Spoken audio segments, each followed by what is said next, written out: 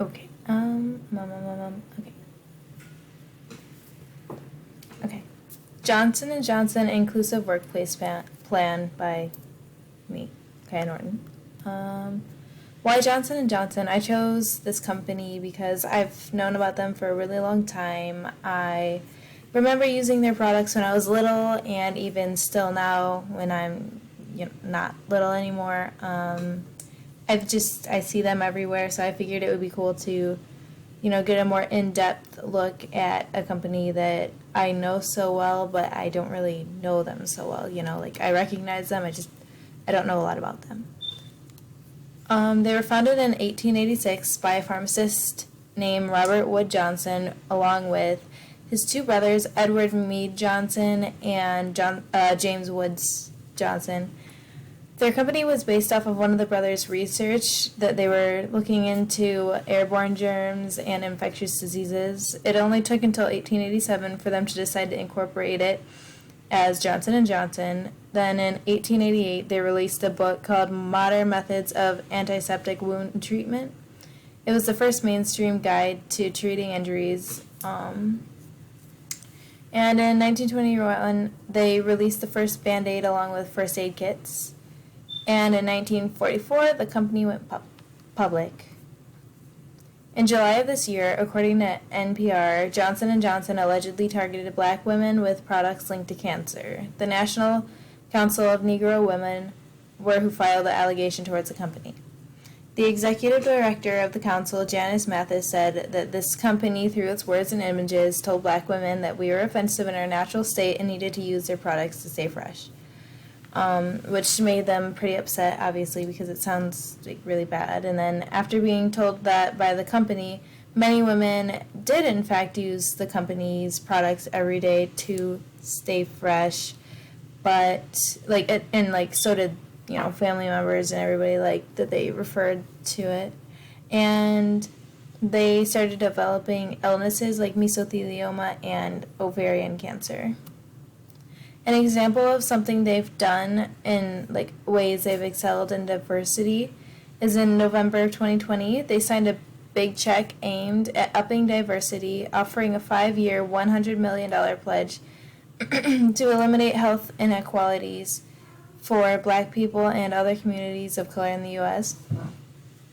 Then, according to Medical Design and Outsourcing, during an impact review, Johnson & Johnson said it developed and launched its diversity and inclusion vision and mission back in 2018.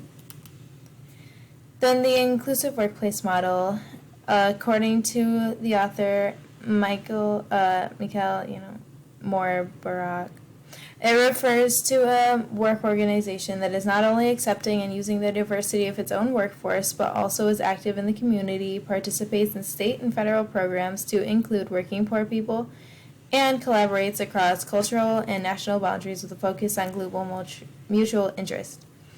Within the inclusive workplace model, there are 4 stages, or levels. The 4 levels are level 1, diversity within work organizations, level 2, inclusion in corporate community relations, level 3, inclusion in welfare to work programs, and level 4, inclusion in global community.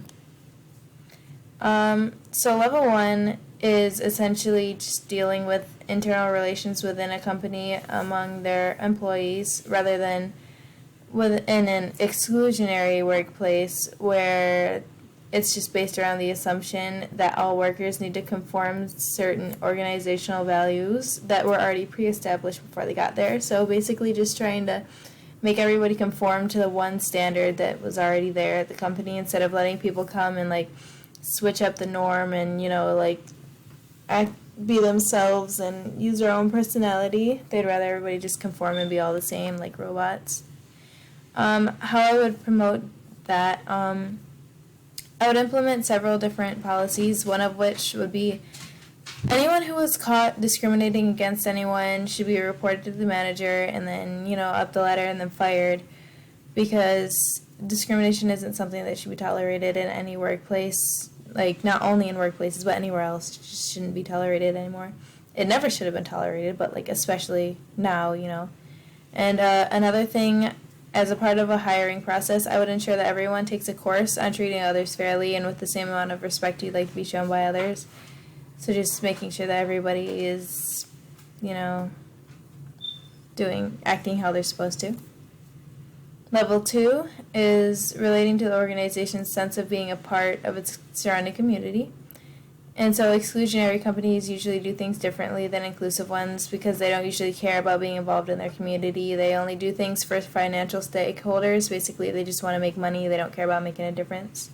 But an inclusive workplace views things differently, and they are able to focus on making money as well as being active in their community, like having fundraisers or, doing stuff, like just getting involved, like they care about more than just, a paycheck.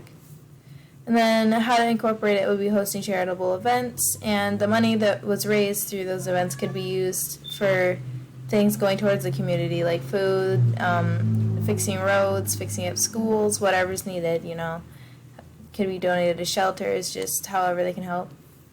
Level 3 refers to the values that drive organizational policies with regard to welfare recipients and working poor people. In an exclusionary workplace, they just view people who have previously received welfare as the main reason for welfare programs, and they don't really see them outside of that light.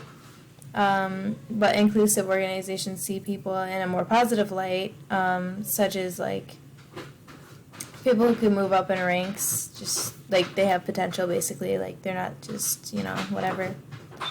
Incorporating that, we can ensure that anyone who can meet a certain level of criteria, such as ability to perform their job or has general competence, basic things, they'll have a fair shot at a career with our company.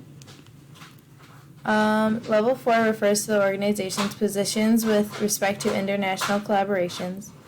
A good example of that would be in an exclusionary workplace where they operate in a culture-specific way and are normally based mainly on competition and only care about what our nation is interested in rather than the interests of other nations and countries and other places.